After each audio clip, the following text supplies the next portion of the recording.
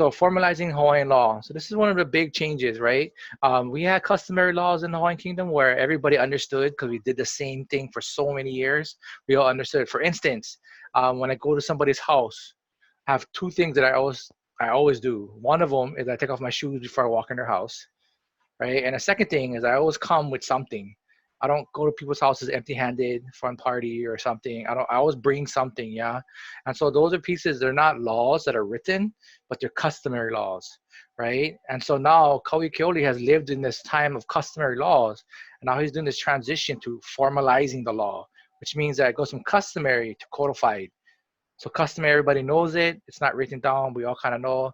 To now codified, it's going to be written, right? It's gonna be palapalaia or written down. So again, Kauai had the experience of being threatened in 1839 by the French. Okay, gunboat diplomacy. Basically, instead of using treaties or talking, they show up with their guns or their naval force and say, "Do what I say, or I blow you up." Okay, and this 1839 experience by Captain Laplace, he was Kauai wasn't just threatened, but was extorted. Like they basically took $20,000. You got to think back in 1830s, $20,000 is a huge amount. They actually extorted $20,000 from the Hawaiian Kingdom, right? And they also forced them to sign an unequal treaty, and I'll mention that a little bit later. Okay. Um, the British General William Milner in 1831 basically says this, and this is in the book in the reading. I won't read it straight for straight, but basically what it's saying is that we have to, if the natives or the Hawaiian nation, Hawaiian people want to stay or retain their own independence or their own governance, they have to formalize the law. They have to have it written. So, flash, 2020, Mauna Kea, 2019, Mauna Kea, we have these awesome opportunities where we're dancing hula, we're doing melee, we're doing protocol on the Mauna. But if you flash back to 1831, it's the same exact situation, right? What they're saying is that if you want the world to recognize what's important or valuable to you, you have to speak their language. Does that make sense? The world doesn't speak hula and mele and ai kamu ke ke. It doesn't speak any of that. So we have to talk about things like the mauna. We got to put it into a perspective of how do they understand language. Well, we got to talk about land ownership. We got to talk about titles. We got to talk about laws, those types of things. That's what the world understands. But in the 1830s, it's the same thing. Okay, this British general is telling Kauai Keoli, it's the same thing. Like if you want the world to understand what's important to you, you got to speak their language. So we have to go from customary laws to codified, formalized laws to speak the language of the other people as well. Does that make sense? Okay, and so those are the kind of the bridges that we can see from this historic events already of how we can bridge that to today. Like how do we change that to understand today, right? One of the things that Kauai Keoli did is that he understood if he had to speak a foreign language, he had to find somebody that he could trust who could speak that language. And so what he did is he actually went out and recruited foreign nationals of other countries and then brought them into the kingdom. Does that make sense? And so again, just like how Kamehameha Kai had Davis and Young, Kamehameha Kolu brings in William Richards, right? And William Richards is an educated foreign person, right? He brings him in and makes him a Hawaiian, and he brings him in to instruct, to teach, to educate the chiefs on how to do this new type of government. Does that make sense? And so again, it's not that it was anti-Kanaka or anti-Hawaiian. It's actually super smart. Again, looking today, if we want to make our Hawaii better, we can't just stick to the same old people that we've been looking at all this time. We have to go and look out in the global community. What's the best things happening around the world? And how do we bring the knowledge from that back to us to make our Hawaii better? Does that make sense? So again, keep bridging, keep thinking as I'm sharing this information. How does this apply today? Like, how does it apply today? So William Richards, he was one of the three envoys that was sent when we read Noma Kokamana. This is the one where they went to America and the guy said, you can't eat. The Popolo guy has to go and eat with the slaves and the servants. William Richards was the guy that said, this is his picture. He was the man that said, no, this guy is he's my master. I'm his servant. And then he went and ate with the servants with Ka'alilio. So this is him. Yeah. A Hawaiian, a true Hawaiian patriot. Yeah. And so Richards, he He went out and he searched to find the best economic system. And I mentioned this last class period about the economic system, the Wayland's economic system. So he went out and found Francis Wayland's books, and he used that to create the political economy of the Hawaiian Kingdom. Now, here's an important question. Give me a thumbs up if you understand the political economy of Hawaii today. Please raise your hand, or give me a thumbs up if you understand the political economy, kind of, a little bit. Some guys. Okay, so here's the thing, yeah. In America, where you currently supposedly reside, right? People say this is America. In America, America has not taught the political economy of its own country ever. Did you ever hear that? America has never taught in public education the political economy of itself, other than when you get into the college level or university level stuff where you're in that area. But other than that, America doesn't teach it. There's no class in America about how to start your own business that's mandated for every person in America. It doesn't. But if you study American economy, it's based off of free enterprise and capitalism. Now, the Hawaiian Kingdom, very similar. It's based off of capitalism, Wayland's version. But this is the difference. The Wayland's version versus the Smith's version, that's the American version. The Wayland's version is based off of capitalism infused with beliefs and values. And for our country, it's Christian beliefs and values, because that's what our country, the Hawaiian Kingdom, it's a religion. Does that make sense so far? So let me give you a concrete example of this today. In America, aka fake state of Hawaii, that we're currently living in right now, taxes. They tax the individual worker or the people, and those taxes pay for school systems and healthcare systems and fixing the roads and all that stuff, right? The taxes that they tax individuals, like your families. Does that make sense? In the Hawaiian Kingdom, the income tax for an average subject or citizen of the Hawaiian Kingdom was this much. The Hawaiian Kingdom did not tax its individuals for the needs of the kingdom. See how that works? If you look at a capitalist market, who makes the most money? The owner or the worker? Give me a thumbs up if it says the worker. Who makes the most money? Thumbs down, right? The owner, right? The owner makes the most money. So in a capitalist market, who's the rich people? The owners. Does that make sense? So if you look at the Hawaiian Kingdom, the people who were taxed for the education system, the healthcare system, and all the needs of the kingdom were the owners, the business owners. There was business tax. Does that make sense? Just that one small difference is the difference between having values and not having values in your capitalism.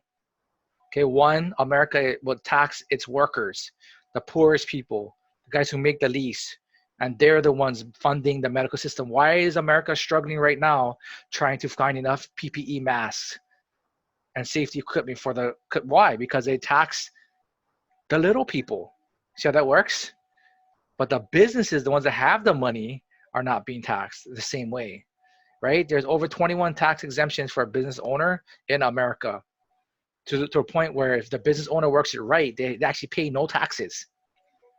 You see how that works? Now, in the Hawaiian political economy, again, it's similar, but it's different in the fact that they're going to tax the rich people, the ones who do good, to help pay for everyone. Okay, make sense? You guys with me? Okay, and so again, he couldn't bring somebody in, so basically he became the teacher. Right? He couldn't get them to come into Hawaii, so he learned about it. And he became the teacher, and he created No Ke Kalai Aina, which is in 1840, which is the Hawaiian political system. I am going to post the English and the Hawaiian for you. It's not an assignment; it's a resource. So if you're interested in adding that to your speech and kind of talking a little bit some of the differences and the benefits of the Hawaiian capitalism versus American capitalism, that's a great place to start, right? And so he went through and he learned about it and he became a teacher, and he turned around and his job was to teach the ali'i about this concept. Does that make sense? So again, that's part of the changing of the formulation of law, was to actually teach and educate. We talked about this last class period. June 7, 1839, Commandment of the Third proclaimed the Declaration of Rights. We talked about that, right? Where it made all people have rights, right? No matter if you're doing li'i or makainana anymore, it kind of evened everybody out. Okay, so we talked about that. and the protection came up a lot in your guys' feedback. October 8, 1840, the first constitution. Okay, and so again, the constitution, the only difference is now is we're going from customary, where everybody knows by word of mouth, to now formal, written, aka codified, right? Written down pa'a laws. Okay, um, and so what happens here, I asked last class period, like, how many anybody had like fears about like the Hawaiian Kingdom and what is it like and what's it gonna be like? Am I gonna have my iPhone? Like all those kinds of things. Yeah, I thought about that as well. But this is what I want you to know. If you want to see the Hawaiian Kingdom government structure, just open your eyes. Okay, one more time. If you want to see the Hawaiian Kingdom government structure, open your eyes. It's the same structure that we're in today. Okay, the governor and the county councils and how the judicial system and the legislature, if you got to go jail, like all that stuff is the same system that was created by our own people. Does that make sense? It's not a foreign system. They did not come in and take over and change the government. They used the same government and they just changed the name and changed the logo, right? So that's what you got to understand is that what does the Hawaiian Kingdom going to look like? We're already in the kingdom. The government system is the same system. The only difference is that it says state of Hawaii versus Hawaiian Kingdom. Yes, there are some differences in the laws, a few in the changes, but if you look at the laws in Hawaii, it says HRS, Hawaii Revised Statutes. All that means is that they took the Hawaiian Kingdom laws and revised them. Hawaii Revised Statutes. So those HRS laws come from our own kingdom. Of course, there are some updates and changes over time, but again, what I'm talking about is the mo'okuauhau, or the very foundation or the bones of our people, comes from us. Does that make sense? Who has questions on that one? Anybody? You guys still with me? Yeah? Okay, Makai. All right, and so again, the following constitution, we talked about this last class period as well, the 1840 constitution, yeah? Now, between 1794 and 1845, the term prime minister, okay, was kind of like different. So how many of you guys watch Game of Thrones? Anybody? Nobody watches Game of Thrones? Gosh, you guys are awesome. So busy studying. Okay, a couple people like me. Okay, so Game of Thrones, there is this thing called the Hand of the King, right? And basically, there's a king, and then the king's number one right-hand person is the Hand of the King. So that's kind of what the prime minister's role was from Kamehameha Ikahi's time on to this time here, right? The prime minister, or the Kuhina Nui, was like the hand of the king. Okay, the concept prime minister actually came from, if you look at the origin, came from England, right? And the prime minister was the main minister, or the minister who actually ran the government when the king wasn't there. Now, if you look at it from 1845, the prime minister kind of changes.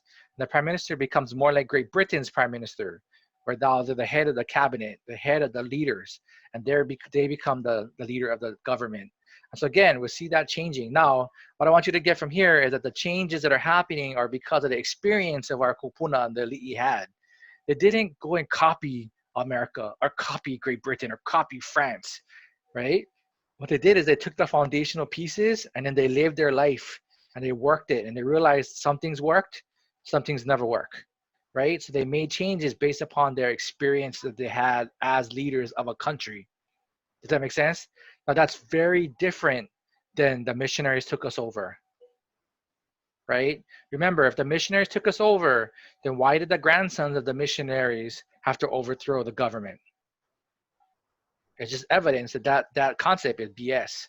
Okay, and so here again, because of the French issue that was pushing across, they asked England, or sorry, the British, like, okay, well, are we under you or not, right? And then Lord Aberdeen basically responds to them and says, well, the Hawaiian Kingdom, all we're saying is that we want the same rights or the best advantages as any other country.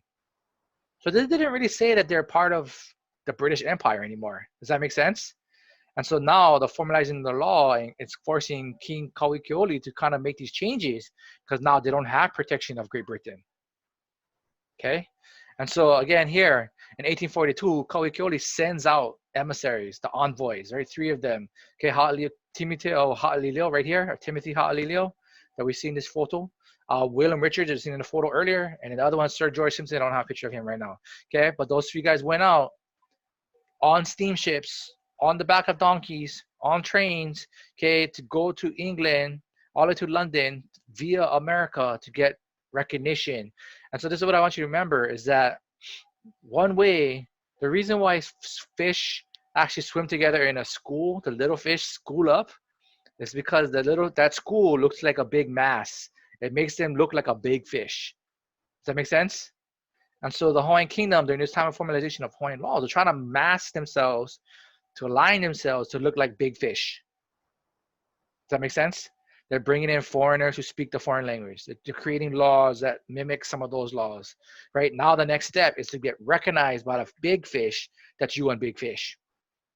Okay, and that's the only way that one of the reasons why he was formalizing the laws is to make him look like a big fish, so that he could get to that recognition. Right? Again, if there was no formal laws, there's no recognition. And so again, the envoys are sent out. What happens is the British Lord Paulette comes in and he seizes the Hawaiian Kingdom. So here's an important one. So if you're sleeping or you got dust in your eyes right now or in your ears, listen to this part. It's important. So here's Lord Paulette. He takes over through military force, gunboat diplomacy with his big guns. I'm going to shoot you. Do what I say or I'm killing you. Same thing the French did, right? So he comes in and he's like, right? Fast forward, 1893, the United States lands troops. Their big gun says, I'm going to kill you. Kamehameha III surrenders. He writes in the newspaper, he tells the people, I gave up our sovereignty of our aina, the life of our aina, to Great Britain because of their threat. Okay, so he gives up. Queen Liliuokalani, on the day of the insurgents over there on January 17th, surrenders the heir of the Hawaiian Kingdom to the United States, right? See how it's mimicking? It's the same thing. Paulette, okay, this one, they basically send down a person, Admiral Thomas, to come in and to do an investigation, right? Thomas investigates. Great Britain says, nope, it was wrong, and they restore the sovereignty. Fast forward, Queen, she copies the exact same model, right? She surrenders. They send down James Blount to study and check out what happened. They find out that it was wrong. Okay, the investigation and this investigation says they should restore the sovereignty. You see how this is mirroring?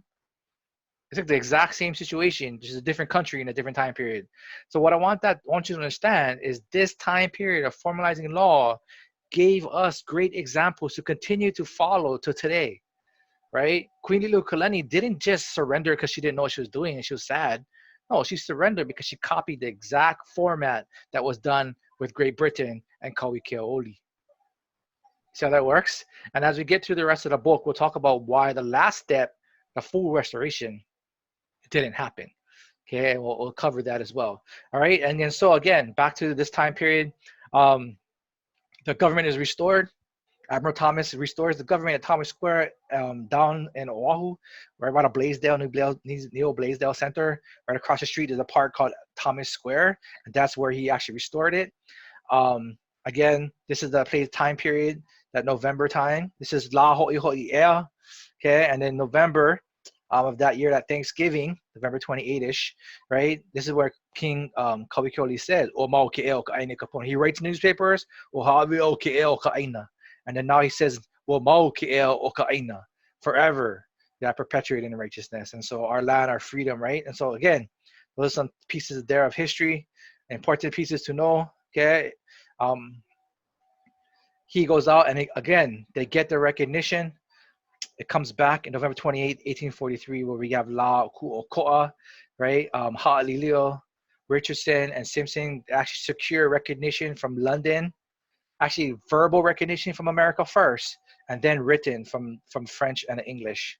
Okay, what's kind of cool is just like you, they were smart, right? Just like you, they were forwarding Kanaka. And so when he went to the U.S. and he said, we're looking for recognition, they told him, Secretary of State told him, well, I'll give you verbal recognition. We recognize you verbally, but I'm not writing it down because nobody else wrote it down. Then he goes to London and talks to them, and he's like, well, you know what? America already gave us verbal recognition. Do you want to one-up them and write it down? So then they ended up writing it down and having a proclamation, right? And then the next year, they go back on their way back home, and they hit America again. They're like, well, look, the French and the English already wrote it down. You want to be the one left out, and so through political intelligence, right? They use their political wit to basically play these major powers against each other to want to be the first to do these things, right? And then then the Hawaiian Kingdom becomes fully recognized by the top three major powers in the world of League of Family of Nations at that time, right? The United States, the French, and the British. Okay, and so with this, here comes our concept: states and international law. From November 28th, 1843, from that point on, the world has recognized Hawaii, the Hawaiian Kingdom, as an international state. And anything that happens after that has to be under the lens of international law. Okay? Hence, my legal opinion from the research and the articles that we've shared already, Hawaii, the state of Hawaii is not a legitimate government because under international law, these two things happen. Independent states have equal rights and taxes and are co-equal members, okay, regardless of their economic, social, or political differences. Okay, independent states are politically independent, okay, of each other and exercise complete sovereignty. Just like in this picture here, state sovereignty can only be given, okay, by a treaty. Now the government can be taken over, but the sovereignty of the country cannot once it's been recognized. Okay, if it wasn't recognized, it could do it. But once it's been recognized, as we have the document right here, once it's been recognized, the only way we can go from the Hawaiian Kingdom to the 50th state is that we need a treaty. Okay, so far in class, has anybody found the treaty? Has a treaty been provided ever in 128 years? No treaty. We need a treaty. We need a treaty, a treaty, a treaty, a treaty, a treaty. We have no treaty. If there's no treaty, they took over our government, but they never took over our sovereignty. Does that make sense? So what I want you to remember about this piece here is it's got to have a treaty. And here's examples of treaties that the Hawaiian Kingdom has with all these countries. Here's one. And I'm going to, in 2019, this treaty in Italy, they had a person doing a research project on the indigenous people of Hawaii for her PhD. She came to Hawaii, she learned about what happened, she learned about occupation, she got educated. She wrote her PhD on the occupation of the Hawaiian Kingdom. She took that information home to Italy, submitted it to their colleges, and got a PhD. What was interesting is the Italian government took her information and her research, and what they determined is that the 1863 treaty with Italy and the Hawaiian Kingdom is not invalid, that it is still today a valid treaty. And so in Italy, there's a museum that basically has two sides. One side has all the treaties that are active with Italy and different countries. The other side has all the treaties that are inactive, that are old, that are ended. So the Hawaiian Kingdom Treaty was on this side. Okay, as of 2019, that treaty was moved from here to here. You can go to Italy. Oh, don't go to Italy now, but you could go to Italy, okay, and actually see they actually have an active treaty from 1863 with the Hawaiian Kingdom, because the proof shows that the Hawaiian Kingdom still exists, and therefore the treaties are still valid. Does that make sense? And so it brings up the questions like, okay, well, do we have treaties with New Zealand? Well, this is a trick. Any country, okay, so if you think about it in 1800s, New Zealand was under, anybody know what country New Zealand was under? Anybody? Think about their flag. Britain. Britain, my kai. So did we have a treaty with Britain? Did the Hawaiian Kingdom have a treaty with Britain? Anybody know? Maybe. Yes, most definitely had a treaty with Britain. So this is the catch, is any country that was under a different country, the time of that treaty, when they break off, that treaty also applies to that new country. So when New Zealand became their own, when Australia became their own, when India became their own, whatever treaty that Britain had with these other nations, the treaty also applies to those countries. See how that works? So the question, like, do we have a treaty with American Samoa? Well, American Samoa is under a territory under the United States. So do we have a treaty with the United States? Yes. Therefore, the Hawaiian Kingdom has direct treaties with American Samoa as well as Western Samoa. Does that make sense? So that's how we got to think about it in an international scale, because once we were recognized November 28th, we were on the international realm. So again, Hawaiian Kingdom, we already talked about this one. We saw this in the video. Maintain over 90 embassies and consulates around the world. Okay. Again, this is not some small, like I don't see, show me where Texas had embassies and consulates around the world. It didn't, right? It was a territory, okay, under Spain. Then it became a territory under the U.S. and then it became a state. It didn't have, it wasn't a separate country, right? Different, okay, and that's why we look at the annexation of Texas. It wasn't a country. It didn't have recognition like how we did, right? Formalizing the law here on October 29th, 1845, coming the third actually creates the cabinets, the ministries. So no longer he's actually making seats and people to run the government, right? The attorney general, the head lawyer, education, finance. See, sound familiar? Okay, just like Britain, just like America, right? Um, Again, here coming the third is saying he didn't like knock out all the Kanaka, right? He still kept all these Kanaka, these ali'i in the same positions, but in his cabinet, his ministry helped making decisions. He had to bring in those foreigners, like I mentioned. But the idea was to educate the Hawaiians and to bring them in, yeah. And you'll see that as we go along. John recorded where it says here, now, this is the Hawaiian Kingdom Attorney General, not a Kanaka, but very much a Hawaiian subject. Right? He writes here, the laws of Rome and the other governments around Europe, Western Asia, and Africa could not be used for Hawaii. Okay? Nor could the laws of England. So here's an example. We did not steal other people's laws. If you go down to the last sentence there, it says, those who conduct law offices are the people making laws and lawyers, right? They should understand these other laws and compare them to see which are adapted to our way of living and which are not. So we don't just suck laws from other countries. He's saying that we have to make it directly relevant and relating to our people.